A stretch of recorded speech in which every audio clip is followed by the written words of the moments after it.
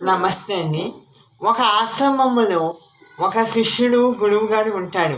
శిష్యుడు ప్రతిరోజు భగవద్గీత చదువుతాడు. శిష్యుడు అడుగుతాడు, "ఈ భగవద్గీత వల్ల ఉపయోగం ఏంటి గురువుగారు? ఏం చదివినా అర్థం కావట్లేదు" అంటాడు.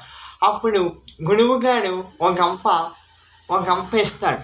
ఆ గంపలోని రోజుకి నీళ్ళు పోసుకుని రమ్మంటాడు. అలాగా 6 నెలలు చేస్తాడు.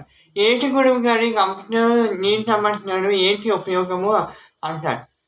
అప్పటికి ఉన్న గంప మురికిగా ఉండేది. ఇప్పుడు ఉన్న గంప మురికి శుద్ధి చేసింది. నువ్వు వచ్చే దారిలోనే ఆ చుక్క నీరు పడితే ఆ పుష్పాలు కూడా పులమరించింది. దేవునికి కూడా ఉపయోగపడింది.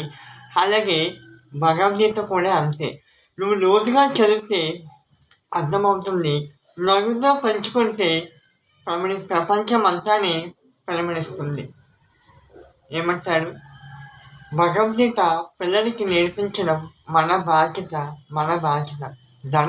ధర్మరక్షితః. అందరూ బాగుండాలి, అందులో మనం ఉండాలి.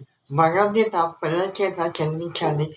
భగవద్గీత ఉన్న విశిష్టతను అందరూ తెలిపించాలి. ఇది మన బాధ్యత. ఏమంటారు? అంతే కదా. సర్వజన సుఖినో భవంతు.